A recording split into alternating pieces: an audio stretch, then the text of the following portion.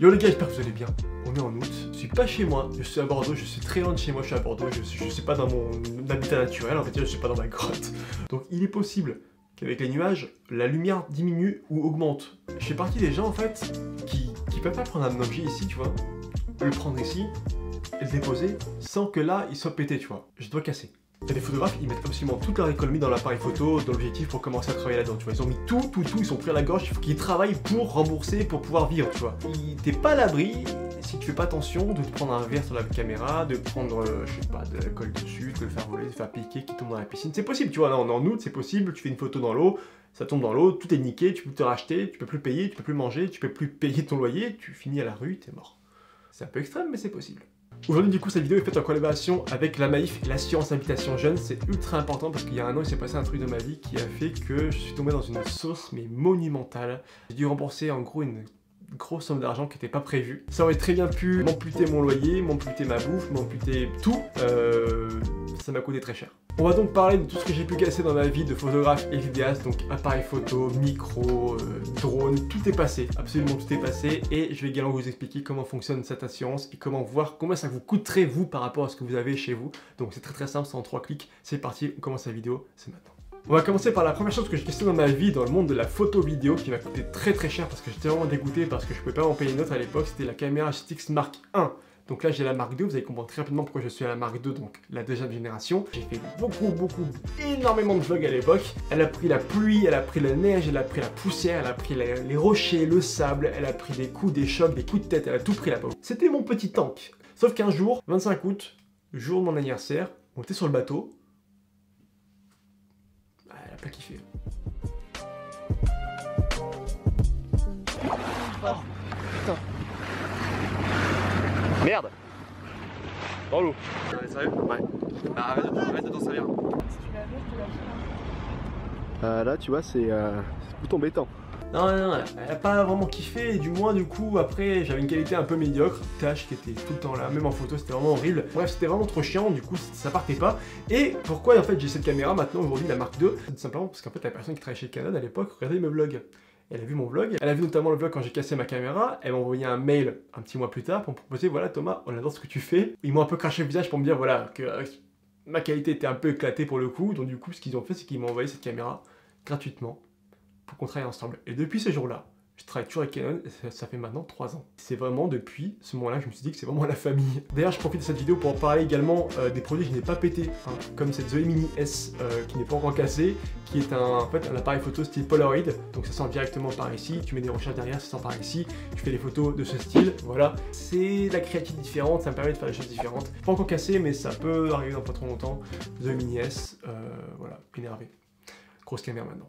Ok, bon, j'ai changé de caméra, j'ai même plus le micro, du coup là je filme avec la petite caméra. Mais au fur et à mesure je me suis professionnalisé et du coup je filme maintenant avec cette grosse caméra, donc qui est ni plus ni moins qu'un 6D Mark II. C'est un matos semi-professionnel, donc avec ça vraiment je peux vendre des prestations, de la vidéo, je peux vendre de la photo, voilà, je travaille uniquement avec ça. Mais là il s'est passé un truc, ouais vous voyez un peu ici, là. Voilà, là vous voyez mieux. Là clairement on était sur le début. Je gagnais pas encore d'argent. J'aurais pu très bien, tu vois, avoir ça et rien d'autre. Voilà. Journée d'Halloween. Nuit d'Halloween, pardon. J'ai fait une photo. J'ai fait une photo très cool d'ailleurs, qui est ni plus ni moins que celle-ci en fait.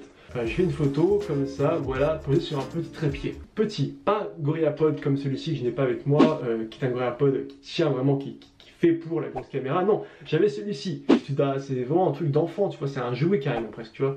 En fait, ce qui s'est passé, c'est que le petit trépied pour enfant était accroché à ça. Il y avait simplement un petit clips qui permet de bloquer ou pas, tu vois. Quand j'appuie sur le clips, la caméra tombe. Il se pourrait que j'ai fait tomber ma caméra en marchant. Donc je marchais, tu vois, et avec l'impulsion du bras, la caméra est partie à 5 mètres sur l'objectif. Et depuis, la lentille, ici, celle-ci, ne tient plus. Et j'ai comme un espèce d'impact plus ou moins important sur ça. C'est enfoncé, je ne peux même plus le dévisser en fait. Je peux plus le dévisser parce que si je le dévisse et si je le coupe, tout tombe. Donc voilà, on est sur un produit qui n'était pas adapté à ma caméra, qui a fait en sorte que voilà, le karma m'a rattrapé. L'objectif que j'ai pour faire mes photos, c'est celui-ci.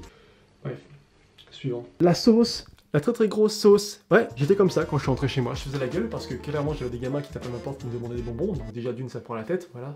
J'aime pas Halloween, voilà. Donc loin de chez moi, voilà. Et la seconde chose, c'est là que j'ai compris comme quoi je suis passé très très proche du fait que je peux plus utiliser mon appareil photo pour gagner ma vie. Hein. Voilà.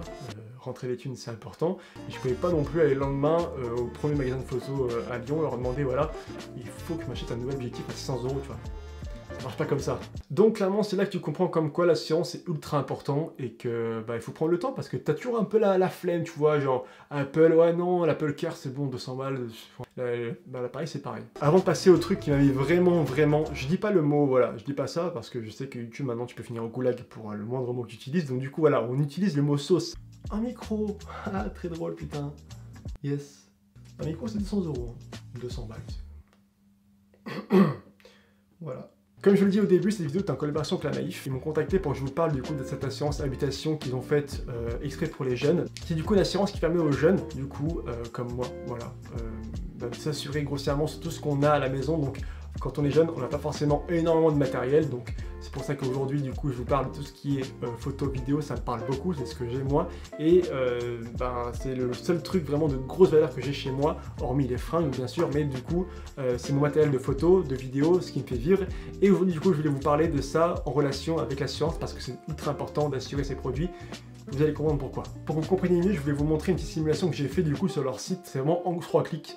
C'est pas du mensonge, c'est vraiment en 3 clics. Vraiment, vous allez voir. Vous cliquez dessus, ça va vous demander si vous êtes locataire ou colocataire. Donc moi, je suis locataire tout simplement tout seul. Voilà. J'ai ensuite mis les fourchettes de prix que je veux assurer chez moi. Donc j'ai mis 7 000 € à peu près, un peu comme tout le monde, je pense. Donc un appareil photo, ça va très vite. Hein. Un appareil photo, un ordi, un autre appareil photo, une guitare, je sais pas ce que tu veux. Et l'ensemble du matos à côté que t'as en termes de machines, tout ça. Bref, t'as compris. J'ai mis à peu près 7 000 € et ça m'a sorti 9,45 €, le prix d'un tacos à Lyon.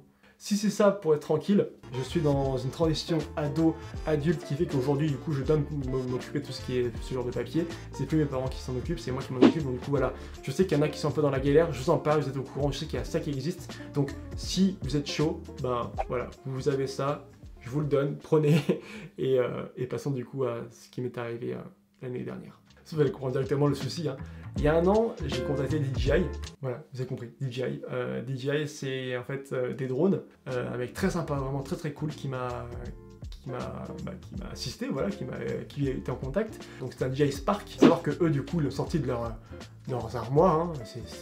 Ils l'ont pas acheté, hein. Enfin, ils l'ont sorti, ils m'ont prêté. Il était déjà utilisé d'ailleurs. Voilà, le packaging était déjà ouvert. Il était déjà utilisé, il était en prêt et je l'ai récupéré en peu de temps. Bref, tout était nickel. J'ai demandé ce drone parce que je comptais aller en Haute-Savoie il y a un an, directement un an. La Haute-Savoie, c'est les montagnes, c'est les arbres, c'est les lacs. Bref, trop cool pour faire des vidéos, trop cool pour faire de la photo. Bref, j'étais vraiment au max, vraiment. Donc du coup, j'ai pu faire genre cette photo. Voilà, il ressemblait à ça. Voilà, je fais cette petite photo, j'étais content de moi. Voilà, je fais ah, j'ai un drone, trop cool, c'est super. Au fur et à mesure, tu vois, je faisais des petits tests, petits vols, mais pas trop haut, tu vois, histoire de comprendre un petit peu comment ça fonctionne, tu vois, à l'aise avec le système de pilotage. Du coup, ce qui s'est passé, c'est que ma mère m'a proposé un après-midi avec maman et mon frère d'ailleurs, voilà, d'aller en montagne sur un super lac, se balader un petit peu. Elle m'a dit comme ça, tu prends ton drone et tu fais kiffer, tu vas, ouais, il y aura pas de, elle m'a dit, il y aura pas d'interférence. Je me rappellerai de ça. Comme au Canada, comme à Vancouver, pareil, c'est dans les grandes montagnes là-bas au Canada, tout vert autour de sapins, nickel, super beau, vraiment pas un nuage, c'est vraiment un cadre idyllique pour faire des photos et des vidéos. Donc du coup, je sors le drone, je lance le drone et vraiment je commence à faire des plans de ouf, vraiment trop beau. Et bah, c'est là que j'ai fait le débile. Et du coup, à savoir que je filmais avec mon téléphone qui était directement plugué sur la télécommande. Je le branchais en câble et du coup, j'avais le retour de la caméra sur mon téléphone. On était vraiment super haut dans la montagne, vraiment tout était nickel, conditions parfaites, beau, pas un nuage, nickel. Et j'active le mode sport. Il y en a qui vont se dire, ah c'est bon, j'ai compris. Le mode sport, en fait, ça fait en gros, tu vas plus vite, beaucoup plus vite, sauf que les détecteurs d'obstacles autour qui sont désactivés. J'avance en balle. J'allais pour reculer et là je me rends compte qu'il n'y a pas de le truc que j'entends faire. Il n'y a pas il s'arrête. Il continue, tu vois. Et là, je me suis rendu compte qu'il y avait un délai de réponse de 5 secondes. Pendant 5 secondes, le truc continue à 65 km/h à avancer. Et pendant 5 secondes, avancer à 65 km/h, t'avances loin. Donc là, à ce moment-là, j'ai compris qu'il allait se passer un truc vraiment pas bien. Et je vois comme quoi j'étais en hors signal. Hors signal, ça veut dire que j'avais aucun... Je fais ça, mais j'ai pas de télécommande. J'avais aucune image. Sauf que moi, je le voyais pas, j'entendais juste uniquement le... Mais très très loin, très très bas, mais très très loin, vraiment. Pas bien du tout, surtout quand t'es en montagne, voilà. Je pouvais pas activer, je pouvais rien activer parce qu'il y avait aucun signal. Et en fait, ce qui s'est passé, c'est qu'à un moment, j'entendais... Voilà. savais que j'étais pas bien. Voilà, j'avais un drone qui était à peu près 200 mètres au-dessus de moi dans la montagne, avec plein d'arbres, des grands arbres, des arbres de forêt, donc des arbres qui tapent les 30-40 mètres, tu vois, pour les plus grands, tu vois, donc vraiment très très haut, super, voilà, vraiment très très balèze, parce que j'avais encore du coup mon téléphone avec la carte GPS, ah oui, j'étais en Edge également, je vais me rappeler, j'étais en Edge, j'avais uniquement la carte avec l'endroit de fin où était mon drone, putain, voilà. Et moi, je devais retrouver ça au milieu d'une forêt, voilà. On était tous les deux à essayer de voir un petit peu par rapport à la carte où est-ce qu'on était. Moi, à ouvrir le plan sur mon téléphone pour voir dans quelle direction j'étais, pour essayer de me rapprocher du maximum de l'espèce de petit triangle là rouge qui m'indiquait où est-ce qu'était la dernière position connue, du coup, la dernière position finale de mon drone. J'ai eu un signal qui est revenu. En gros, je recaptais le signal. Genre, avec le Edge, c'était compliqué, mais je revoyais comme quoi je pouvais voir les derniers plans. Je vous mets le plan, le dernier plan que j'ai pu récupérer. C'est un plan que j'ai récupéré directement en fait sur l'application et pas sur la carte SD qui est encore dans la forêt. Si je fais un petit récap, on a un drone à 800 € qui n'est pas à moi, que j'ai quillé dans un arbre, qui doit faire à peu près 40 mètres. Je vous explique le topo comment j'étais dans la forêt. J'étais là assis avec mon visuel de pin, d'aiguilles vertes, donc j'ai compris directement que le drone s'était retourné. Et j'étais là à me dire, dans la forêt, j'ai un drone à 800 € qui est dans un arbre, qui est très bien à 25 mètres. Je suis là, c'est pas le mien. Donc ce qui s'est passé, c'est que du coup, j'ai laissé le drone. J'ai envoyé un mail du coup à DJI, au mec de DJI, et il m'a répondu en me disant, tu dois le rembourser plein tarif. Et j'ai dû payer 900 €. 900 €. J'ai donné 900 € à DJI alors qu'eux-mêmes n'ont même pas payé 900 €. Je leur ai donné une vente. Donc voilà, grossièrement, ce qui s'est passé, c'est que voilà, j'ai quillé un drone qui n'était pas à moi dans un arbre qui est sûrement encore là-bas, je pense, à cette époque-là. Ça doit pas être beau, mais voilà, il y a encore une carte SD qui est dans le drone. Après, j'ai appelé mon assurance, tout ça pour voir si je pouvais trouver un recours, dire que c'était ma mère qui pilotait mon drone pour faire marcher son assurance. Bref, c'était pas possible, c'était impossible vraiment. Donc voilà, j'ai fait tourner le truc, j'ai fait courir le truc, et au final, j'ai dû payer 900 € comme ça de ma poche. Et autant dire que quand j'ai donné l'argent, vraiment, ça m'a fait un énorme trou, et je me suis dit vraiment que j'aurais pu souscrire à une assurance, mais je l'ai pas fait. Et maintenant je le sais, donc maintenant vous le savez également, donc faites attention. Donc voilà, vous êtes au courant comme quoi je me suis fait un petit peu avoir de 900 € l'année dernière pour un produit qui n'a pas appartenu. C'est la fin de l'histoire. Et bien les potes, écoutez, c'est la fin de cette vidéo, j'espère que ça vous a plu. Vraiment ça m'a fait kiffer de vous faire un petit review de ce que j'ai actuellement en termes de matos, donc j'ai pas grand chose, peut-être que vous allez croire que j'ai plus de choses, d'autres caméras, d'autres objectifs, mais non. Et aujourd'hui voilà, je voulais remercier particulièrement à la Maïf qui m'a contacté, qui m'a fait confiance, et j'ai trouvé ça vraiment intéressant, vraiment. Je pense que c'est utile pour vous. Et comprendre que voilà, j'ai fait les frais et faites pas comme moi.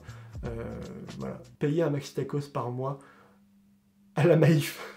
Je vous remercie, je vous souhaite de bonnes vacances, bonne fin de vacances, profitez bien, faites attention à vous et kiffez bien la photo. Et n'hésitez pas à me suivre sur mon Instagram juste en dessous parce que là il y a plein de photos qui arrivent, parce que là je suis à Bordeaux, mais oui, il y a plein de choses qui se font hormis des vidéos et des photos. Voilà, à tout le monde, tiens. Assurance. 900 balles, putain. Ah là là, 900 €. 900 €.